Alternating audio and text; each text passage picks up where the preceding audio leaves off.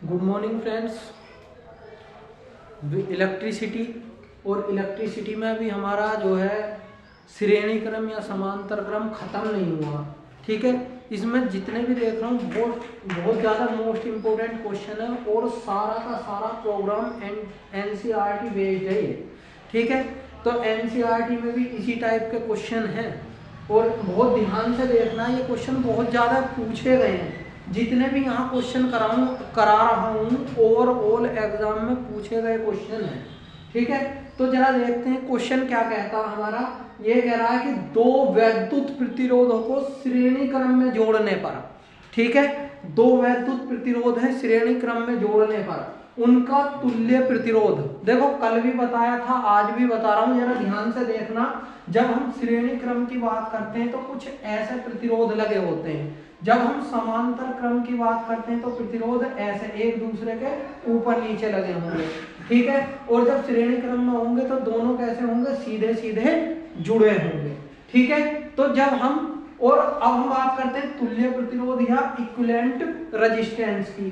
ठीक है, तो इक्विवेलेंट रेजिस्टेंस जब हम किसकी श्रेणी यानी सीरीज की बात करते हैं तो equivalent resistance R1 plus R2 होगा।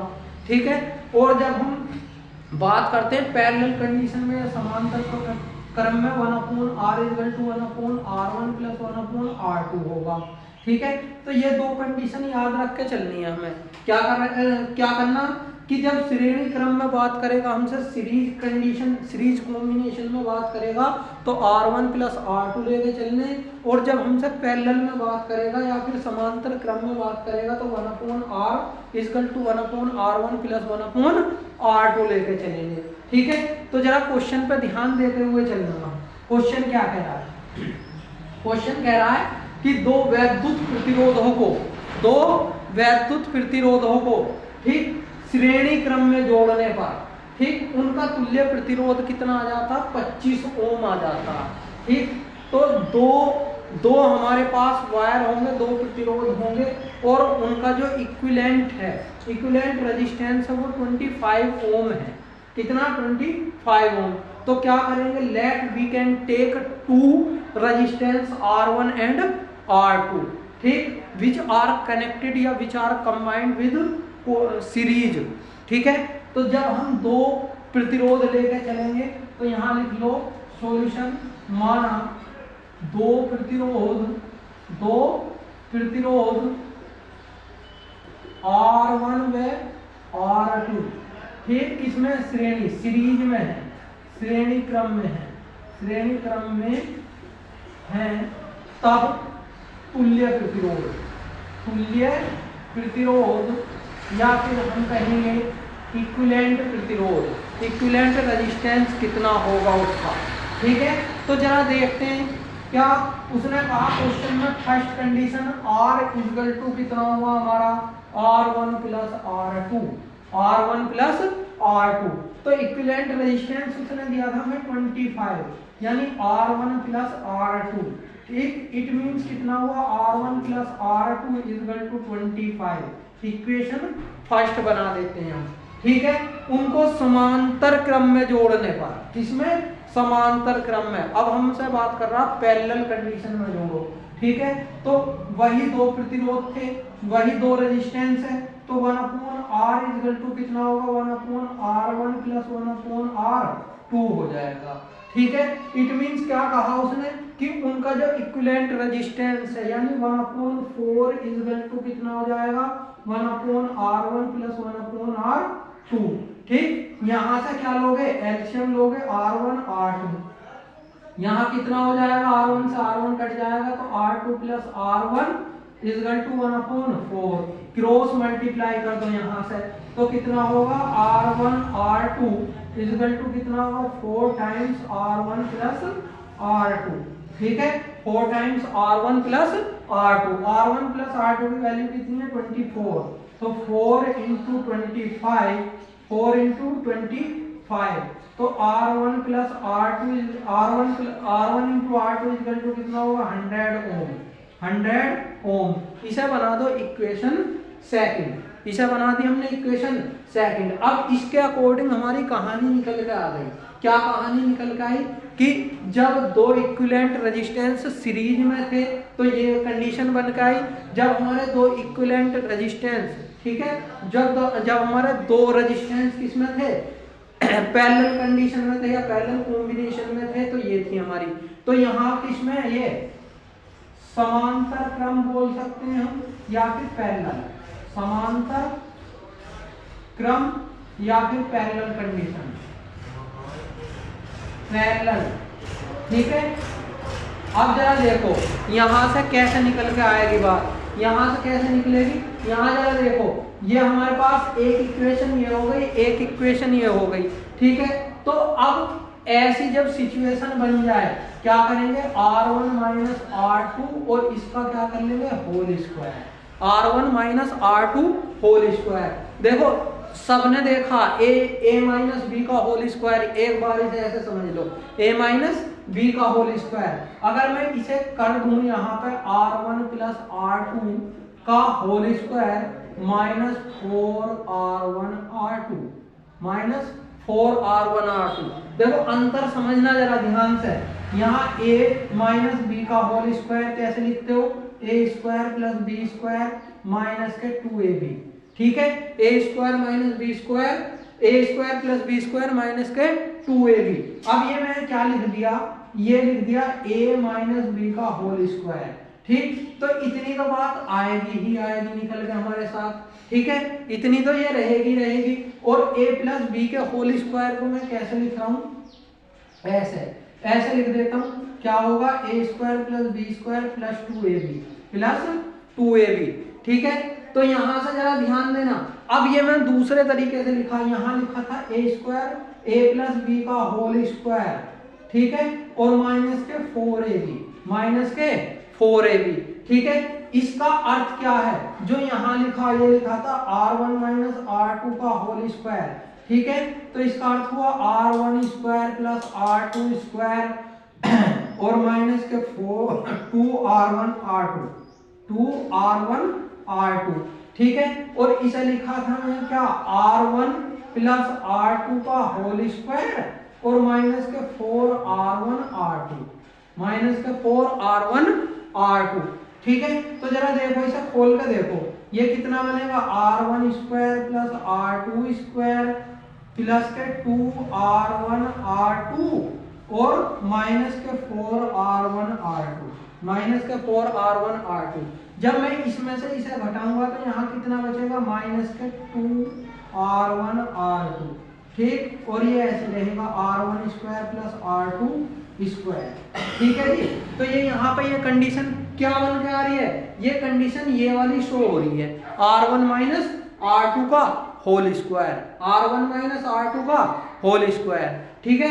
देखो ध्यान से देखना कि a माइनस बी का होल स्क्वायर कितना होता है, a square plus B square minus 2ab, a plus B का whole square a square plus B square plus 2ab, ठीक है। अब मेरे पास कंडीशन क्या लेकर चला था मैं कि R1 माइनस R2 का whole square equal to R1 plus R2 का होल स्क्वायर माइनस 4ab। तो इस कंडीशन को मैं यहाँ खोल कर दिखाया, ये R1 माइनस R2 का होल स्क्वायर इतना होगा R1 plus R2 square minus 2R1R2, ठीक है। अब यहाँ पर ये क्या लिखा था मैं, R1 प्लस R2 का होल स्क्वायर माइनस के 4R1R2। अब जब मैं R1 प्लस R2 का होल स्क्वायर खोला ये आ गया और माइनस के 4R1R2 हो गए, ठीक है। इट मींस कितना होगा ये होगा R1 प्लस R2 और माइनस के 2R1, इसमें से इसे घटा दिया, ठीक है। तो ये कंडीशन समझ में आ गई होगी कि ये क्या हुआ है, ठीक है। आओ जरा अब इक्वेशन फर्स्ट और सेकंड देखो क्या कह रही है। इक्वेशन फर्स्ट और सेकंड क्या कहती है हमारी कि R1 plus R2 whole square इतना होगा, R1 R2 कितना होगा, इतना होगा, ठीक है। तो equation first and equation second, समीकरण 1 और समीकरण 2 से, ठीक है। Equation first and equation second, ठीक। अब देखो जरा यहां क्या होगा, R1 माइनस R2 का whole square, R1 minus R2 का होल स्क्वायर, ठीक, equal to R1 plus R2 कितना बन रहा हमारा 25, R1 और R2 मेरा कितना बन रहा 25, ठीक है। तो जरा देखो यहाँ कितना हो जाएगा 25 का square minus 4 times R1 R2 कितना मेरा 100, R1 R2 कितना 100, ये कितना होगा 25 का स्क्वायर 625 माइनस 400, 625 माइनस 400 तो कितना हो जाएगा ये 225, 225 R1 माइनस R2 का होल स्क्वायर। ठीक, जब इसका मैं यहां से रूट निकालूंगा तो कितना हो जाएगा ये 15 हो जाएगा। R1 minus R2 equal to 15। Equation बना लो थर्ड, इक्वेशन बना ली थर्ड। अब देखो हमारे पास R1 प्लस R2 25 है, R1 माइनस R2 कितना मेरे पास 15 है। तो समीकरण 1 और 2 से equation first and equation second, equation third, first and third.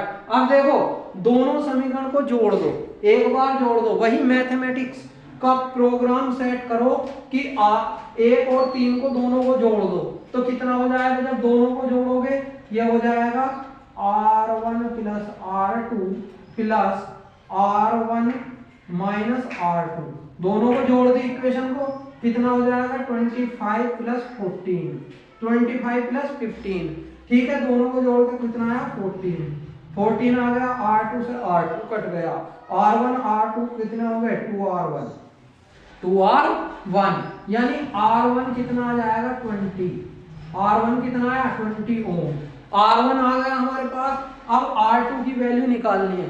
इस R1 की वैल्यू को चाहे तो इसमें रख दो चाहे तो उसमें रख दो, किसी भी इक्वेशन में एक में उठाकर रख दो तो कितना हो जाएगा। मान लो सपोज दैट मैं इसे रख रहा हूं फ्रॉम इक्वेशन थर्ड में रख देता हूं, चाहे फर्स्ट में रख दो, वो इच्छा है, कितने में भी रख दो जहां मन करे। तो थर्ड में रखोगे तो कितना होगा R1 की जगह 20 माइनस R2 इक्वल टू कितना होगा 15। ठीक है, इसे इधर ले आओ, माइनस के R2 ये इधर प्लस का इधर आ गया माइनस का, तो 15 माइनस 20 कितना होगा माइनस के 5 बच गया माइनस के R2, R माइनस से माइनस कैंसिल हो गया, R2 इक्वल टू 5 ओम। ठीक है, R2 इक्वल टू 5 ओम। ठीक है, मोस्ट इंपोर्टेंट क्वेश्चन है, बहुत बार आया ये एग्जाम में। ठीक है, जरा देखो कि दो वैद्युत प्रतिरोधों को श्रेणी क्रम में जोड़ने पर सीरीज कॉम्बिनेशन की बात की है उसने। ठीक, इक्विवेलेंट रेजिस्टेंस तुल्य प्रतिरोध 25 ओम है, तो R1 प्लस R2 दिया हुआ उसने। ठीक है, R1 प्लस R2 R के इक्वल दिया हुआ और इक्विवेलेंट रेजिस्टेंस R की वैल्यू कितनी दी है तुम्हें 25 दी है। ये इक्वेशन फर्स्ट बना ली। दूसरे में उसने कहा कि उनको समांतर क्रम में जोड़ने पर उसने कहा पैरेलल कॉम्बिनेशन बनाएंगे तो कितना आता इक्विवेलेंट रेजिस्टेंस हमारा 4 ओम आ जाता, 4 ओम आ गया तो 1/R इक्वल टू यानी 1/4 इक्वल टू कितना होगा R1 plus 1/R1 plus 1/R2। यहाँ से दोनों का एलसीएम लेके इसे सोल्व करा, ये हमारी कंडीशन बन गई, इक्वेशन बन गई सेकंड। ठीक है, जब ऐसी कहीं कंडीशन बन जाए, जब ऐसी कहीं कंडीशन बन जाए तो हमेशा याद रखना कि इसे इस तरह से लेके चलते हैं हम, क्या R1 माइनस R2 का whole square equal to R1 plus R2 का होल स्क्वायर माइनस 4R1। ठीक है, अब equation first R1 plus R2 की वैल्यू दे रखी है तो यहाँ रख दी उठा के, R1 R2 की वैल्यू दे रखी है, ये इसमें उठा के रख दी, यहाँ से सोल्व कर लिया, इक्वेशन बन गई हमारी थर्ड। ठीक है, इक्वेशन थर्ड बन गई तो इक्वेशन थर्ड को फर्स्ट और थर्ड इक्वेशन को सोल्व कर लो जैसे मैथ में करते हैं। मान लो हमें दिया x plus Y equal to 2 और x प्लस 3 इक्वल टू कितना दे रखा, x प्लस 3 इक्वल टू कितना दे रखा हमें 5 दे रखा। तो इन दोनों इक्वेशन को जैसे हम करते थे किसमें ब्रजगुणन विधि से भी कर सकते हैं हम। ठीक है, यानी क्रॉस मल्टीप्लिकेशन मेथड से भी कर सकते हैं, या फिर हम किससे सिंपली दो इक्वेशन को जोड़ना घटाना भी कर सकते हैं। तो वे 3 मेथड है, उन 3 में से किसी भी मेथड से हम कर सकते हैं इसे। ठीक है, प्रतिस्थापन डिस्प्लेसमेंट से भी कर सकते हैं हम, जिससे मन करता उससे कर सकते हो। क्लियर है? तो नेक्स्ट क्वेश्चन को जरा हम देखते हैं। हम क्या क्वेश्चन कह रहा है कि 3 प्रतिरोध जिनमें प्रत्येक का मान 2 ओम है। ठीक है, प्रत्येक का मान 2 ओम है, इनके परिपथ में किस प्रकार जोड़े जाएं, इनको परिपथ में किस तरह से हम जोड़ेंगे कि इनका तुल्य प्रतिरोध 3 ओम हो जाए, इनका तुल्य प्रतिरोध 3 ओम हो जाए। तो हमारे पास कितने 3 रेजिस्टेंस है, तीनों रेजिस्टेंस में कितना होगा 2-2 ओम का प्रतिरोध होगा, ठीक है, 2-2 ओम का रेजिस्टेंस होगा 3 प्रतिरोध में। तो मान लो एक ये प्रतिरोध होगा, एक ये होगा, एक ये होगा, ये हमारे पास 3 प्रतिरोध होंगे, यानी 3 रेजिस्टेंस होंगे, एक R1 होगा, एक R2 होगा, एक R3 होगा, तो कितने होंगे 2-2 ओम के होंगे। तो एक बार जरा माइंड में सेट करो, मान लो अगर हम इन्हें श्रेणी क्रम में जोड़ दें तीनों को, यानी सीरीज कॉम्बिनेशन, तो ये 2 ओम का होगा, ये 2 ओम का होगा, ये 2 ओम का होगा, तो कितने हो जाएंगे ये 6 ओम, ठीक, 6 ओम हो गया। अगर मान लो मैं इन्हें तीनों को किसमें जोड़ दूं, ये 2 ओम हो गया, ये 2 ओम हो गया और ये भी 2 ओम हो गया। अब ये तीनों में पैरेलल कॉम्बिनेशन बना दिया इनका, यानी समांतर क्रम बना लिया, तो कितना हो जाएगा 1/2 प्लस 1/2 प्लस 1/2, ठीक है, एलसीएम 2 आ गया, ये 3/2 आ गया, 1/r आ गया, r इक्वल टू कितना होगा 1.5 ओम, r इक्वल टू 2/3 यानी 0.66 आएगा, ठीक है, 0.66 आएगा। जबकि इसने कहा कि किस में जोड़े कि उनका तुल्य प्रतिरोध यानी इक्विवेलेंट रेजिस्टेंस अगर हमारा कितना आ जाए 3 ओम हो जाए, ठीक है। तो इस टाइप के क्वेश्चन कैसे करते हैं, इस टाइप के क्वेश्चनों पर जरा बहुत अच्छे से फोकस करना है, ठीक। 3 प्रतिरोध 3 रेजिस्टेंस है हमारे पास में, एक तो ये रहा रेजिस्टेंस, ठीक है, दूसरा रेजिस्टेंस ये रहा हमारा, ठीक, एक हो गया। एक रेजिस्टेंस अगर मैं इस तरह से लगा दूं, ठीक, ये 3 हो गए, यहाँ पे इसकी कहीं बैटरी लगी हुई है, यहाँ इसकी कहीं बैटरा लगा हुआ है या वोल्टेज लगा हुआ, बड़े की तरफ प्लस इसकी तरफ माइनस हो जाएगा, V वोल्ट का बैटरा लगा हुआ, बैटरी लगी है, ठीक। ये R1 होगा, ये R2 होगा, ये R3 होगा, ठीक, ये भी 2 ओम है, ये भी 2 ओम है और ये भी कितना 2 ओम है, ठीक है, तीनों 2-2 ओम के लग गए। अब देखो जरा, अब मैं जो समझाने जा रहा हूं उस पर ध्यान देना। इसने कहा कि किस तरह से परिपथ बनाया जाए, यानी हमें क्या बनाना, हमें उसे सर्किट डायग्राम बनाना, किस तरह से सर्किट डायग्राम बनाए हम कि इनका जो इक्विवेलेंट रेजिस्टेंस है, कुल प्रतिरोध या तुल्य प्रतिरोध है, वो कितना आ जाए 3 ओम आ जाए। अगर देखो मैं यहां से निकालता हूं, इनमें से 2 को किसमें लगा देता हूं, मैं 2 को लगा देता हूं पैरेलल में और 1 को लगा देता हूं सीरीज में, तो ये दोनों कैसे हैं पैरेलल में मेरा, और ये कैसा मेरा सीरीज में, ठीक है। तो यहां लिखेंगे लेट वी टेक, ठीक है, सॉल्यूशन देखो कि R1 R2 एंड R3, ठीक, R2 और R3 किसमें हो जाएंगे हमारे समांतर क्रम में, यानी पैरेलल में है, समांतर क्रम में है, तब कितना होगा, इनका इक्विवेलेंट रेजिस्टेंस निकालते हैं। तो सपोज दैट मैं मान लिया R डैश, सपोज दैट कितना मान लिया R डैश, तो कितना होगा 1/R2 प्लस 1/R3, कितना हुआ 1/2 प्लस 1/2, कितना हो जाएगा ये, यहां से एलसीएम आ गया 2, 1 प्लस 1, ये 1/R डैश के इक्वल चल रहा, ये कितना हो जाएगा 2/2, इससे काट दोगे 1 आ जाएगा 1/R डैश, ठीक है। यहाँ कितना हुआ 1/R dash equal to 1, cross multiply कर दो, क्रॉस मल्टीप्लाई कर दोगे तो R डैश इक्वल टू कितना हो 1 ओम, R डैश कितना हो गया 1 ओम, ठीक। अब क्या हुआ देखो, इन दोनों का जो इक्विवेलेंट रेजिस्टेंस है या तुल्य प्रतिरोध या कुल प्रतिरोध निकल के आया है, वो हमारा कितना आया, इन दोनों का 1 ओम, कितना आया निकल के 1 ओम, ठीक। अब उसने कहा कि हमें कैसा लाना है, ये किस में लाना 3 ओम में, तो ये देखो यहां से यहां तक जो करंट फ्लो करके गई है वो एक ही करंट होगी, एक ही करंट होगी, यहाँ के इसमें करंट अलग चली गई, इसमें करंट अलग चली गई, लेकिन जब ये यहाँ पे दोबारा कंबाइंड हुए आके तो करंट एक ही होगी, इधर की भी करंट यहाँ आके मिल गई और इधर की भी जाके करंट यहाँ मिल गई, ठीक है। तो करंट कितनी होगी, एक होगी, यानी अब यहाँ से यहाँ तक जितनी भी करंट फ्लो करती है वो हमारी एक ही करंट फ्लो करेगी, एक ही वैद्युत धारा होगी उसमें। जब एक ही वैद्युत धारा होगी तो क्या हो जाएगा हमारा R1 एंड R डैश, ठीक, किसमें है हमारे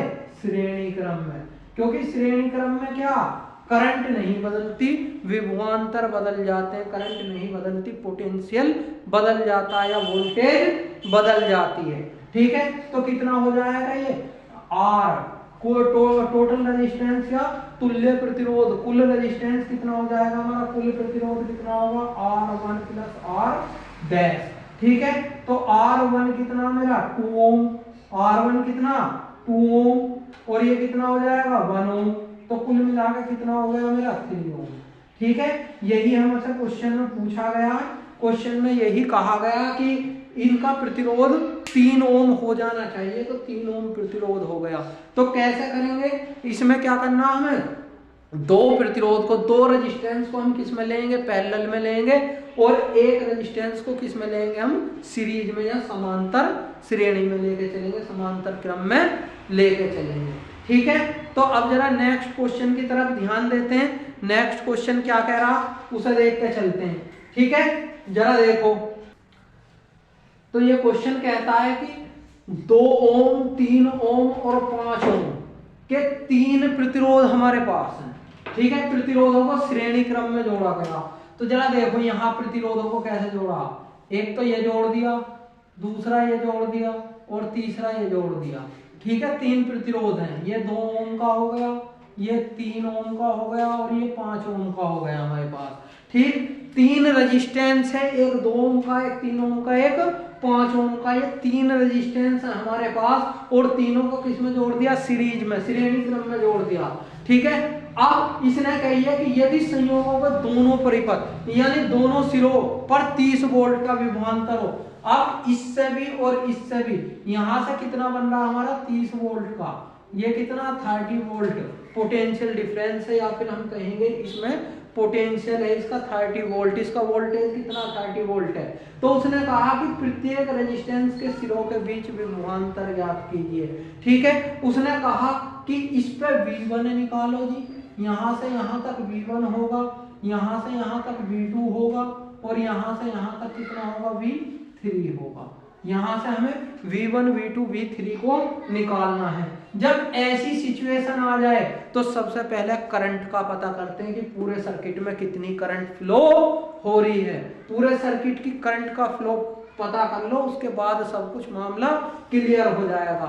ठीक है, अब ये क्लियर कैसे होगा, क्लियर ऐसा होगा, पहले तो पूरे सर्किट में कितना रेजिस्टेंस है, पूरे परिपथ में कितना प्रतिरोध है, उसका पता हमें होना बहुत जरूरी है। अब ये हमें कैसे दिखाई दे रहा, सीरीज में लग रहा। ठीक है, सारा का सारा सीरीज में लग रहा।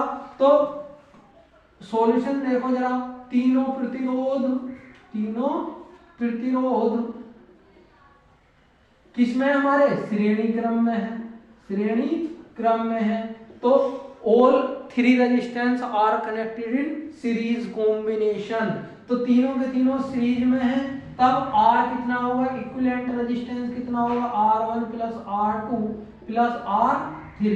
ठीक है, R1 कितना 2 ओम, 3 ओम और कितना होगा 5 ओम, टोटल कितना हुआ 10 ओम, 3 2 5 5 10। ठीक है, टोटल, तो इक्विवेलेंट रेजिस्टेंस R कितना होगा 10 ओम होगा, 10 ओम होगा। अब हमें टोटल विभवांतर या पोटेंशियल डिफरेंस दे रखा, वोल्टेज दे रखी है, कुल वोल्टेज कितना, कुल वोल्टेज या विभवांतर, कुल विभवांतर कितना दे रखा हमें 30 वोल्ट का। ठीक है, R भी हमारे पास हो गई और V भी हो गया ओम के नियम से। ठीक है, ओम्स लॉ क्या कहता, ओम के नियम से, ओम्स लॉ ने क्या कहा, V equal to I R, V equal to I R, I equal to V upon R। V कितना 30, R कितना 10, इससे काट दिया 3, तो I इक्वल टू कितना होगा 3 एम्पियर। 3 एम्पियर की करंट फ्लो कर रही है पूरे सर्किट में, यहाँ भी 3 एम्पियर है, इस पे भी, इस पे भी, इस पे भी, और यहाँ आते आते भी कितनी है 3 एम्पियर की करंट फ्लो कर जाती है। 3 एम्पियर की करंट फ्लो कर गई पूरे सर्किट में, 3 एम्पियर की करंट दौड़ रही है हमारे पास। ठीक है, तो अब क्या करेंगे, उसने कहा कि प्रत्येक प्रतिरोध का, ठीक है, हर रेजिस्टेंस की बात कर रहा, R1 रेजिस्टेंस की, R2 रेजिस्टेंस की, R3 रेजिस्टेंस, तीनों रेजिस्टेंस की बात करके चल रहा हमारे से। ठीक है। तो पहले प्रतिरोध के लिए क्या करते हैं हम, पहले प्रतिरोध के लिए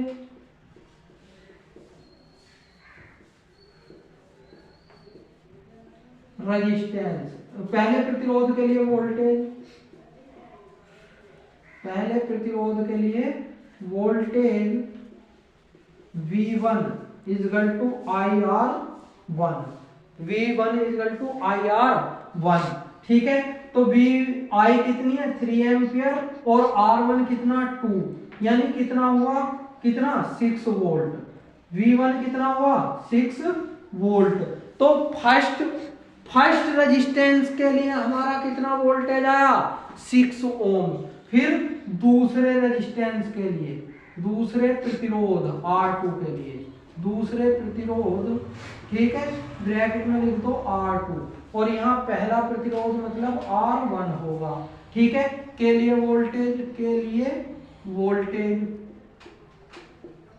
वोल्टेज कितना हो जाएगा V2, तो V2 इजगल टू कितना होगा IR2, V2 is equal to IR2, I तो हमारा 3 है और ये कितना 3, तो कितना हो जाएगा V equal to 3 9 volt, 9 volt का होगा। इसी तरह से हम क्या निकालेंगे तीसरे प्रतिरोध के लिए, तीसरे प्रतिरोध R3 के लिए वोल्टेज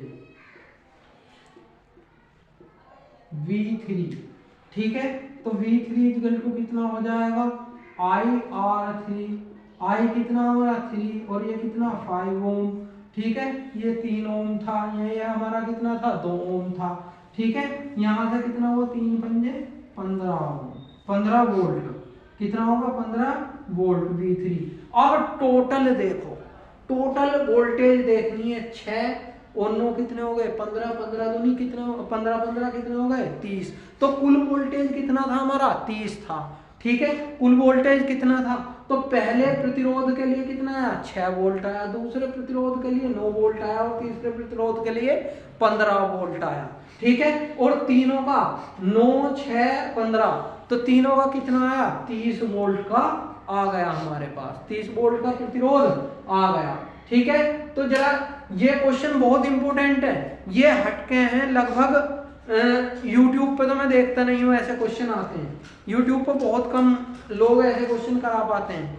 वे क्या करते हैं, वो सीधे सीधे सिंपल क्वेश्चन दे देते हैं। सिंपल क्वेश्चन से कोई लेना देना नहीं है, क्वेश्चन हमेशा पढ़ो, एक अच्छे लेवल का क्वेश्चन करो, ठीक है। लो लेवल का क्वेश्चन तो हर कोई कर लेता, हमेशा टॉप लेवल के क्वेश्चन ढूंढो जो क्वेश्चन पेपर में लगभग 70% पूछे ही जाते हैं, ठीक है। 70% क्वेश्चन जो है ये एक अलग लेवल से हटके हैं, एकदम हटके हैं ये क्वेश्चन, ठीक है। तो कल फिर मिलते हैं, तब तक जय हिंद जय भारत। लेकिन हमारे चैनल को लाइक सब्सक्राइब जरूर करें, ठीक है। कंटेंट को जरूर देखें, उसकी सराहना करें, अच्छा पढ़ाया जा रहा तो हमें लाइक करें, हमारे चैनल को सब्सक्राइब करें और जितना ज़्यादा से ज़्यादा हो शेयर करने की कोशिश करें, ठीक है। ये मेरी रिक्वेस्ट है हाथ जोड़ के सभी से कि मेरा चैनल शायद आप लोगों को टॉप पे पहुंचाने की कोशिश करेगा, ठीक है। इससे बाहर आपके लिए कुछ भी नहीं जाएगा। जितना मैं वीडियो या जितने भी कंटेंट डाल रहा हूँ, इससे ज़्यादा मेरी वीडियो, इससे ज़्यादा कंटेंट कोई नहीं दे सकता 10th लेवल पे, ठीक है। इससे ज़्यादा कंटेंट दे ही नहीं सकता। हर टॉपिक को हर प्लेटफॉर्म पे एकदम अलग हटकर वीडियो बना रहा हूँ, ठीक है। तो कल फिर मिलते हैं एक छोटे से सुबह के साथ। धन्यवाद।